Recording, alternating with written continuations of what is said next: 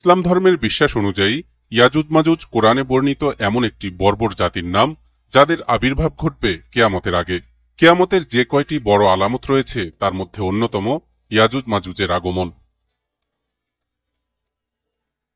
মানব সভ্যতার প্রাচীন ইতিহাসে এমন এক রহস্য বিদ্যমান যার রহস্য আজও অজানা। পৃথিবীর নানা প্রান্তে একটি জাতি সম্পর্কে রয়েছে নানা রকমের তথ্য, যার শক্তি, সংখ্যা ও দৌরাত্ম্য মানুষের কল্পনার অতীত। ইয়াজুজ মাজুজ, হাজার বছরের পরও এই নাম শুনলেই মানুষ প্রশ্ন করে তাদের সঠিক পরিচয় আসলে কি, কখন এবং কিভাবে তারা জনসম্মুখে হাজির হবে। প্রিয় দর্শক, আজ আমরা এই প্রশ্নগুলোর উত্তর খুঁজে বের করার চেষ্টা করব কোরআন, হাদিস, বাইবেল এবং ইতিহাসের আলোকে। সঙ্গেই থাকুন। ইসলাম ধর্মের বিশ্বাস অনুযায়ী ইয়াজুজ মাজুজ কোরআনে বর্ণিত এমন একটি বর্বর জাতির নাম যাদের আবির্ভাব ঘটবে কেয়ামতের আগে। কেয়ামতের যে কয়টি বড় আলামত রয়েছে তার মধ্যে অন্যতম ইয়াজুজ মাজুজের আগমন। পবিত্র কোরআনে ইয়াজুজ মাজুজের ঘটনা সূরা কাহফে বর্ণিত হলেও তাদের ব্যাপারে বিস্তারিত কোনো পরিচয় তুলে ধরা হয়নি। এমনকি কোরআন হাদিসের কোথাও ইয়াজুজ মাজুজের নির্দিষ্ট অবস্থান সম্পর্কেও সুস্পষ্টভাবে কিছু বলা হয়নি। অনেক তাফসিরবিদ, ঐতিহাসিক ও ভূগোলবিদ তা উদ্ঘাটনের জন্য চেষ্টা ও গবেষণা করেছেন, কিন্তু নিশ্চিত কোনো সিদ্ধান্তে পৌঁছাতে পারেননি। তাই এই বিষয়ে মতানৈক্য রয়েই গেছে। ইয়াজুজ মাজুজ অর্থ দ্রুতগামী। ইয়াজুজ মাজুজ পৃথিবীতে বের হয়ে অতি দ্রুত সারা পৃথিবীতে ছড়িয়ে পড়বে। কারো কারো মতে আরবি মৌজ শব্দ থেকে ইয়াজুজ মাজুজ শব্দের উৎপত্তি। এর অর্থ তরঙ্গ বা ঢেউ। তাদের মতে ইয়াজুজ মাজুজ পৃথিবীতে বের হবে অজস্র সংখ্যায়, এরপর ঢেউয়ের মতো ছুটতে ছুটতে সারা পৃথিবীতে বিস্তার লাভ করবে। এজন্যই তাদের এই নামকরণ। তবে কোরআন ও সহিহ হাদিসের সুস্পষ্ট বর্ণনা থেকে প্রমাণিত হয় ইয়াজুজ মাজুজ মানব সম্প্রদায়েরই অন্তর্ভুক্ত। পবিত্র কোরআনে মহান আল্লাহ তাআলা বলেন,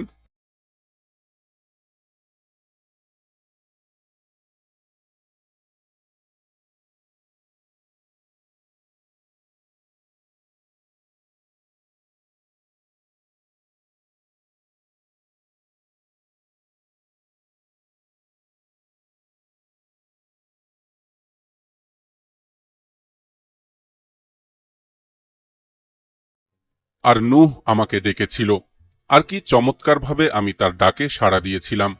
আমি তাকে ও তার পরিবারবর্গকে এক মহাসংকট থেকে রক্ষা করেছিলাম এবং তার বংশধরকেই আমি অবশিষ্ট রেখেছিলাম। অর্থাৎ নূহ আলাইহিস সালামের মহাপ্লাবনের পর দুনিয়াতে যত মানুষ আছে এবং থাকবে তারা সবাই নূহ আলাইহিস সালামের সন্তান সন্ততি হবে। তাফসিরে জালালাইন ও ফাথুল কাদিরে লেখা হয়েছে, হজরত নূহ আলাইহিস সালামের ৩ জন ছেলে ছিল। ১ নম্বর সাম, তার বংশধর সিরিয়া, জর্ডান, ইতালি, আরব দেশসমূহে বসবাস করে। ২ নম্বর হাম, তার বংশধর সুদান, বাংলাদেশ, ভারত, পাকিস্তান এই দেশসমূহে বসবাস করে। ৩ নম্বর ইয়াফিস, তার বংশধর হল তুর্কি, চীনা ও ইয়াজুজ মাজুজ। অর্থাৎ ইয়াজুজ মাজুজ হল নূহ আলাইহিস সালামের পুত্র ইয়াফিসের বংশধর। তাফসিরে তাবারি ও তাফসিরে কুরতুবিতে লেখা হয়েছে, তারা তুর্কিদের অন্তর্ভুক্ত একটি জাতি যাদের অবস্থান স্থল হল আর্মেনিয়া ও আজারবাইজানের কাছাকাছি অঞ্চলে। কেউ কেউ বলেন তাদের অবস্থান স্থল হল চীনের উত্তরে, আবার কেউ বলেন তাদের অবস্থান ককেশাস পর্বতমালার আশেপাশে কোথাও হবে। ৩য় হিজরি শতাব্দীর প্রখ্যাত ভূগোলবিদ ইবনে খরদিজবাহ রহমতুল্লাহ আলাই তার একটি কিতাবে ইয়াজুজ মাজুজের অবস্থান সম্পর্কে কিছু তথ্য দিয়েছেন। আব্বাসীয় খলিফা ওয়াসিক বিল্লাহ একদল লোককে ইয়াজুজ মাজুজের খবর সংগ্রহের জন্য একটি অভিযানে প্রেরণ করেছিলেন। বহু চড়াই উতরাই আর দুর্গম পথ পাড়ি দিয়ে দলটি প্রায় ২.৫ বছর পর ফিরে এসে পৃথিবীর উত্তর পূর্ব ভূখণ্ডে ইয়াজুজ মাজুজের অবস্থান বলে জানায়।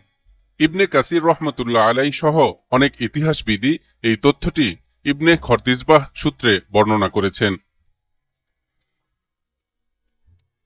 বর্তমান পৃথিবীর উত্তর পূর্ব ভূখণ্ডে সাইবেরিয়া, রাশিয়া, মঙ্গোলিয়া, কোরিয়া ও জাপান এসব দেশ রয়েছে। ইবনে খরদিজবাহ রহমতুল্লাহ আলাইহের বর্ণনা অনুসারে তাই কোনো কোনো গবেষক বলেন রাশিয়া ও সাইবেরিয়ার আদিবাসী জাতিগোষ্ঠী যেমন ইয়াকুত, ইভেঙ্কি, চুকি ও মঙ্গোলীয় তাতারিরাই হল ইয়াজুজ মাজুজের বংশধর। এক্ষেত্রে কেউ কেউ প্রশ্ন তোলেন, কোরআন হাদিসের বর্ণনা অনুযায়ী ইয়াজুজ মাজুজের দলবদ্ধ আত্মপ্রকাশ তো শেষ যুগে অর্থাৎ কেয়ামতের পূর্ব মুহূর্তে হওয়ার কথা রয়েছে। তাহলে রাশিয়ান আর তাতারিরা কিভাবে ইয়াজুজ মাজুজের বংশধর হতে পারে? বিষয়টিকে এভাবে ব্যাখ্যা করলে আর কোনো প্রশ্ন ওঠার সুযোগ থাকে না। তাতারি ও রুশ চাইনিজরা হয়তো ইয়াজুজ মাজুজ জাতির একটি অংশ, যে অংশটা ধীরে ধীরে সভ্য পৃথিবীর সঙ্গে মিশে সভ্য হয়েছে। তবে তাদের গোত্রের বেশিরভাগ মানুষ এখনো অসভ্যই রয়ে গেছে, যাদের চূড়ান্ত আবির্ভাব ঘটবে কেয়ামতের আগে। এদিকে কোরআন হাদিসের বাইরে বাইবেলেও ইয়াজুজ মাজুজের কথা গগ এবং মাগোগ নামে উল্লেখ রয়েছে। বাইবেলের আদিপুস্তক বা বুক অব জেনেসিসের 10ম অধ্যায়ে তাদেরকে হজরত নূহ আলাইহিসসালামের বংশধর বলা হয়েছে। অন্যদিকে জিহিসকেলের 38 থেকে 39 নম্বর পদ অনুযায়ী গগকে মাগোগ দেশের একজন রাজপুত্র হিসেবে চিহ্নিত করা হয়েছে। এখানে বলা হয়েছে তারা পৃথিবীর দূরপ্রান্তের এক দেশ থেকে এসে ইসরায়েলকে আক্রমণ করবে। মূলত এই অনুচ্ছেদটি চূড়ান্ত যুদ্ধের ধারণার কেন্দ্রবিন্দু। প্রকাশিত বাক্য 20 অধ্যায়ে গগ ও মাগোগের কথা আবার উল্লেখ করা হয়েছে, যেখানে তাদের পৃথিবীর 4 কোণে অবস্থিত জাতি হিসেবে বর্ণনা করা হয়েছে, যারা প্রথম পুনরুত্থানের পরে ঈশ্বর এবং তার লোকেদের বিরুদ্ধে যুদ্ধ করবে। বাইবেলের এসব বিবরণ থেকে বোঝা যায় ইয়াজুজ মাজুজ শুধু এক নির্দিষ্ট স্থানে সীমাবদ্ধ নয়, বরং তাদের দৌরাত্ম্য বিশাল ভৌগোলিক অঞ্চলে ছড়িয়ে থাকবে।